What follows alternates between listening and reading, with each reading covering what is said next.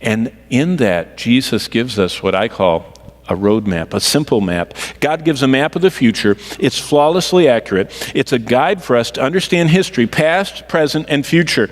And when God Almighty, who rules from heaven over the affairs of man, gave to Daniel this snapshot, God's already seen it. And God says, what I told Daniel is what's going to be. So what does God tell Daniel? Well, basically, God tells Daniel there are only 4 world empires.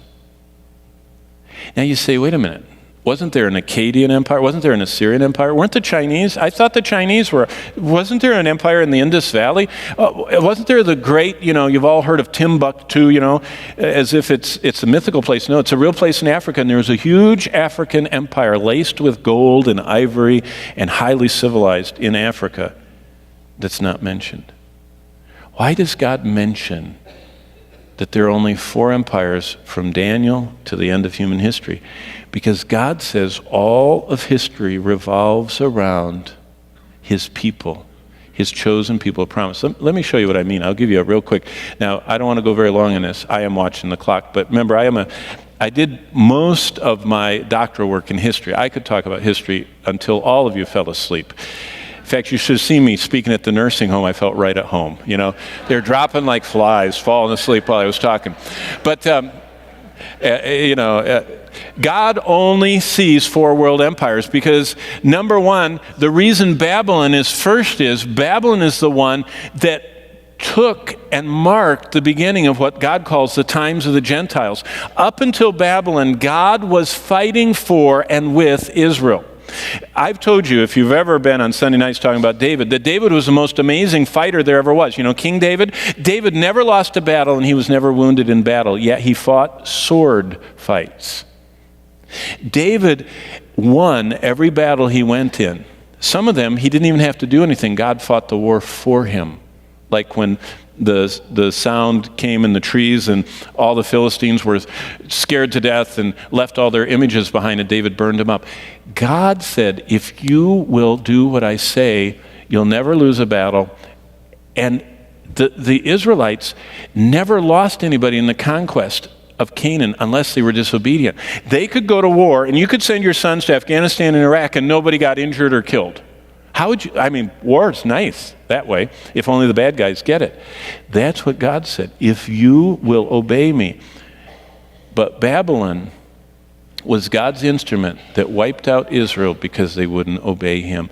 And when Babylon became an empire, what the Bible calls the times of the Gentiles, that's a biblical expression, began.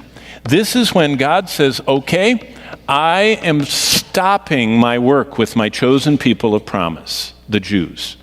I am temporarily setting them aside. I'm letting them become the wandering Jews. And they're going to live in every country of the world. They're never going to find a home. They're going to be persecuted. They're going to be troubled. They're going to wake up in the morning, wish it was night. At night, they wish it was morning, because they're going to be always pogromed and holocausted until the end.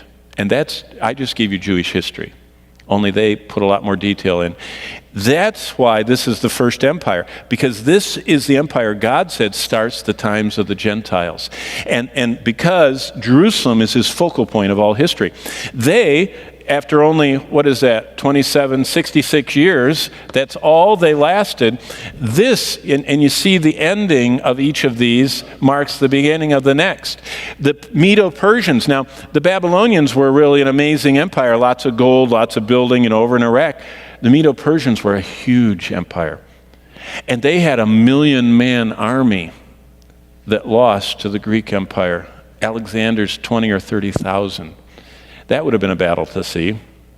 You know what the Herodotus and other great historians tell us?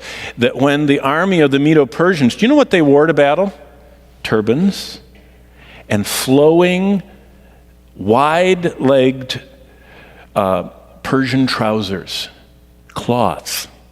They met Alexander the Great, who was a lightning speed mounted cavalry covered with bronze armor and bronze swords, and these guys had spears, wooden. So they're marching, the 1,000,000 of them, and Alexander just comes through, and you just hold the sword out, and I mean, it's easy to go through cloth with brass razor-sharp sword. And, one on each side, just mowed them down. And Alexander completely wiped out this empire that lasted for about 200 and some years, and the Greek Empire came. And the Greek Empire, what's fascinating, if you know anything about Alexander, he only lived to be 32, and he died in a dissipated, malaria-driven, drunken orgy. But Alexander had 5 of his generals that fought over the empire, but God said only 4 were going to get to divide his empire. And you know what? If that 5th one would have won out, the word of God would have been wrong, but God already has seen and decreed. And so Alexander's empire ended in 63. If you remember when Pompey, you all knew Pompey, didn't you? The Roman victorious general wiped out the Greek army. That started what is in history the beginning of the Roman Empire. Now notice this, that the metals get increasingly stronger but cheaper. Gold is most malleable. You can bite it, on westerns. Silver is stronger. Bronze is hard. Iron breaks bronze. Bronze can cut silver. Silver is stronger than gold. But look at these empires. But when did Rome end? See, a lot of people don't pay attention to history. Classic history tells us in 476 AD. No, Rome didn't end. It's just the person sitting on the throne of the king of Rome was a pagan. One of the, remember there were the Vandals and the Huns and the Goths and the Visigoths and the Ostrogoths and the Gothgoths, There were all these pagan Germanic tribes that came down, and basically Rome was living, the Romans were just drinking and carrying on and having night and day parties, and they killed the king, and one of the Vandals, one of the pagans became the head of Rome. So Rome didn't end. In fact, remember in the statue that God gives, there are 2 legs to the statue. And if you remember, this is the Roman Empire. I'm not a good artist. My dad was an artist. I'm not an artist. But this 2 legs of iron, there was an Eastern Empire and a Western Empire of Rome. And the Western, I mean, Rome, the 476 was the Western, which kind of dissipated in 476, but Constantinople, while Christopher Columbus was working on his plans to come and find us, or the New World, there was still a Roman Empire in Constantinople. Did you know it existed till 1453? And it really never ceased to exist. It just got dispersed.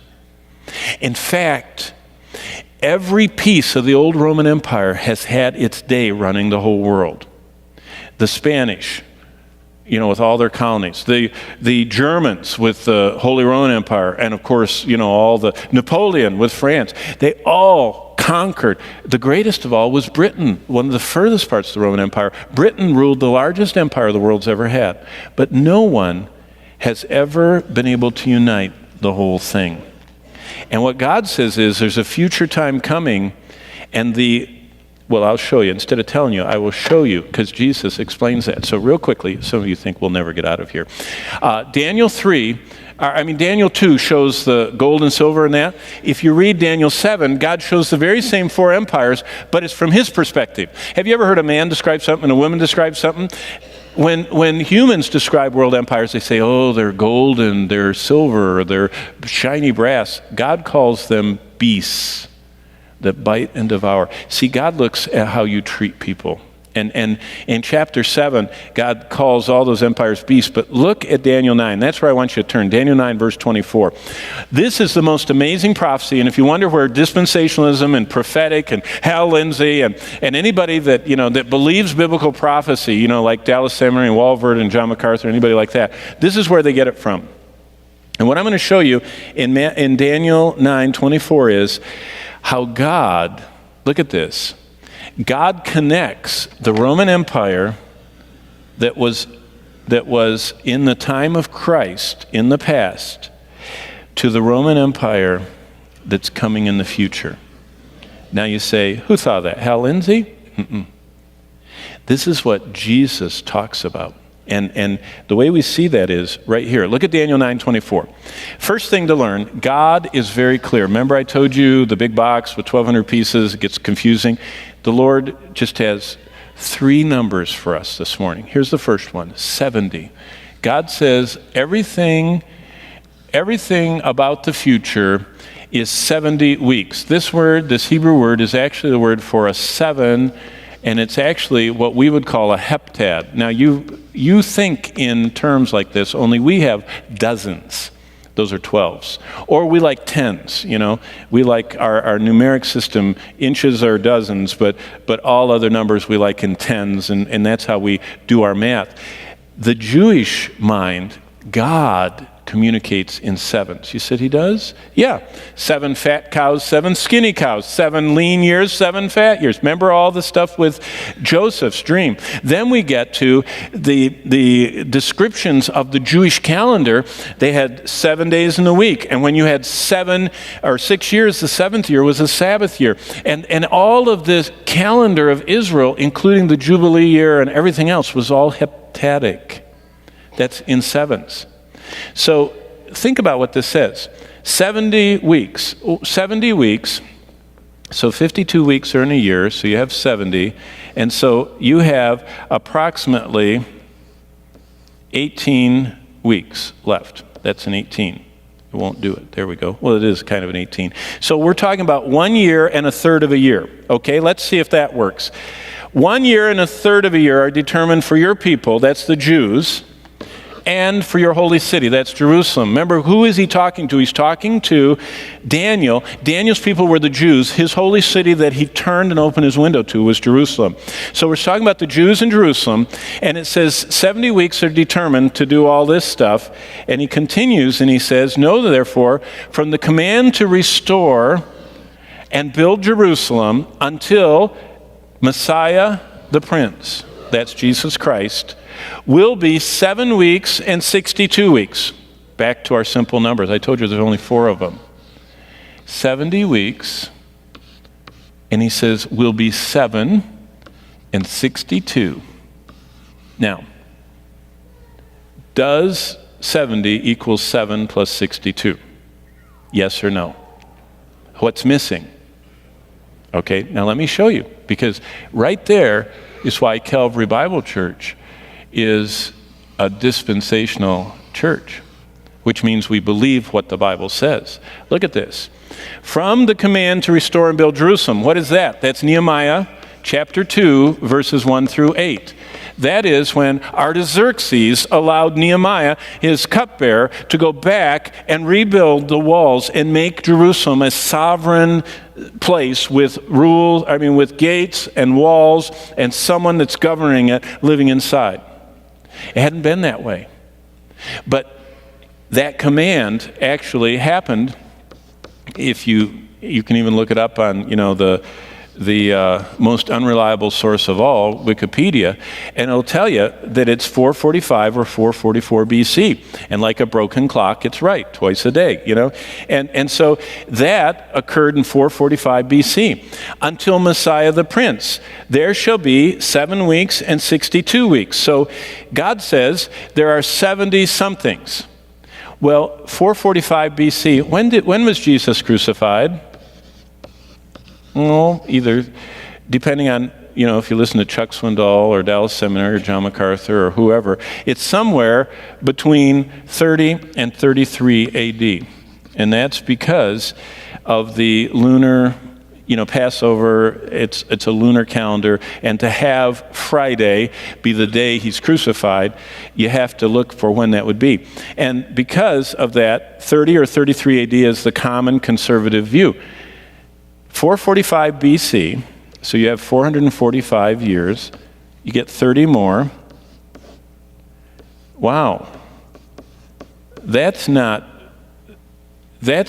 means that these weeks are not weeks of days or weeks of weeks. They're years. Heptads are years. So what it's saying is, God has, back up here, right there it is. God says, I have 70 weeks. I have 490 years. 490 years planned until the world ends. Now, do you see where everybody, gets all these wild, zany ideas? Watch what happens. He says, there is a command, and until Messiah the Prince, Jesus, something happens to him. 7 weeks and 62 weeks. That takes us, 7 and 62 is only 69 weeks, or the 483 years. And did you know what? If you calculate in, it's 475, but we operate on the Gregorian calendar. And we have to realize that they had first a solar calendar, then they had the Julian calendar, then they went to the Gregorian calendar. And if you want to take the time and look at a good study Bible, you'll find that it exactly comes down not just to the year, but from this command until Christ marched into town on Palm Sunday is exactly 173,880 days, which is exactly 490, 360-day years. But that doesn't matter. We've covered that many times on Sunday night. What's missing still? One. Now watch what the rest of this says. And after the 62 weeks, Messiah shall be cut off. So if you had the other verse, it's 7 and 62. So after 69 weeks, 483 years, Messiah will be cut off. What's that? It's the crucifixion. Now look at this. This is what we're getting to Jesus' quote. Not for himself. Jesus was a substitute. And the people of the prince who is to come, anybody can figure this out. The people that destroyed Jerusalem and the temple, who was that in AD 70? Who killed 1.1 million Jews? And who leveled the city of Jerusalem? And who quelled the Jewish revolt? Rome. So when it says the people, it's Rome. The Roman Empire. That's the people who destroyed the city and the sanctuary after Jesus was crucified. Jesus was crucified in 30 AD, and 40 years later, in 70 AD, the Romans came and said, enough is enough, Jews, and deported anybody that survived, but killed 1,100,000. Wow. But notice what it says. This is the Antichrist. This is the one who is the worst human that will ever live. He is the prince of the people who destroyed the city and the sanctuary. Now, look what Jesus says about him. Then he, who is the he? Here, he's called the prince that will come. If we had enough time and I took you through chapter 7, chapter 8, chapter 11, he's called a lot of other names. He's called the little horn. He's called the one with the fierce countenance. He is called the abomination that makes desolate. Do you remember when we looked in Matthew 24? Jesus said, when you see this abomination that causes desolation in the temple, what temple would he be in? Well, look what happens. He, the Antichrist, or the beast of chapter 13 of Revelation, he confirms a covenant with many. How many? Well, how many Muslims are there? 1.2 billion. How many Jews are there? 7 million. This man, not only is the Antichrist, not only the worst human that ever lived, he's also the smartest and most clever. And you know what he gets? He gets the 1.2 billion Muslims to shake hands with Israel. And they say, you can build that temple you always wanted up there in Jerusalem. You can build it. Not just that. He allows them to sacrifice and offer to God. Do you want to know what would cause World War III today? If you got the Jews up by the Dome of the Rock, slitting some lamb's throat and burning it, all Muslim hell would break loose for that. This man, he makes a peace covenant with Israel and the world. How does he make it? He is the prince who is to come of the Roman. This is where, if you've ever heard of the revived Roman Empire, the dispensationalists didn't think of it. God says it. But what is it? Well, there are 70 weeks. 7 of them are gone. 62 of them are gone. You already did the math. 1 of them is left. A week of years is 7 years. How long is the tribulation? Say it out loud. 7 years. Look what it says here. It says, in the middle of the week.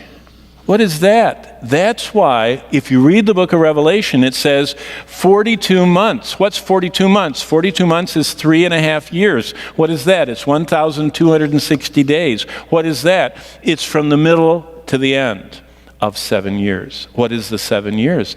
It's the 70 weeks God has planned for his people, minus the 69 that are already accomplished that ended at the cross, meaning there's 1 week of human history, 7 years left on the clock.